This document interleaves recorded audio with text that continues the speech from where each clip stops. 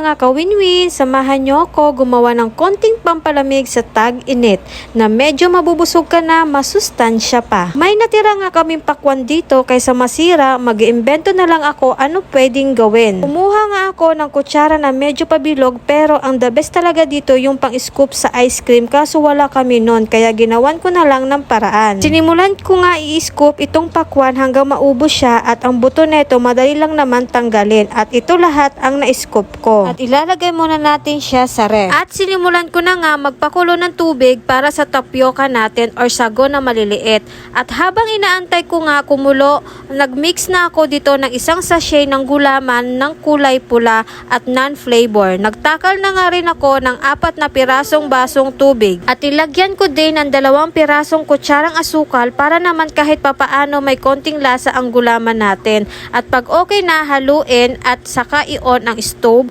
Madali lang naman gawin ang gulaman. Once na kumulo na siya, okay na yun at pwede na natin i-transfer sa lalagyan at palamigin. At nang kumulo na, nilagay ko na ang tapioca. 15 minutes to 20 minutes lang ang antayin natin. Habang inaantay natin maluto ang sago, itatransfer ko na sa lagayan itong gulaman. Pagkatapos nga ng 20 minutes, naluto na din ang sago natin. Bago ko nga patayin ang apoy, nilagyan ko muna siya ng red food coloring para naman consistent ang ating watermelon dessert. At tapos ko nga lagyan, pinatay ko na din ang apoy at pinalamig ko muna siya ng 15 minutes at ito na ang itsura niya. At dahil okay na parehas ang ating gulaman at tapioca, ito naman ang gagawin ko sa gulaman. Hahatiin ko siya sa gitna at yung kalahati kakayurin natin siya na parang buko. Kaso wala akong pangkayod sa buko, kaya itong tinidor na lang ang ginawa kong paraan.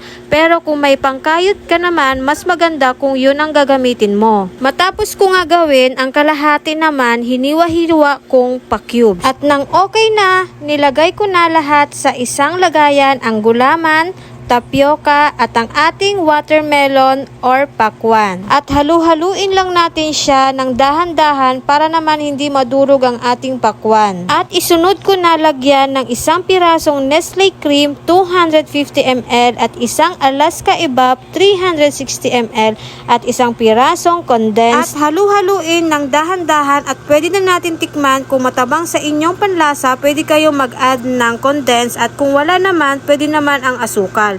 At dahil okay na nga sa akin ang lasa, pwede na natin ilagay sa ref ng 4 na oras. Hanggang dito na lang mga kawinwin. Salamat sa panonood. Bye!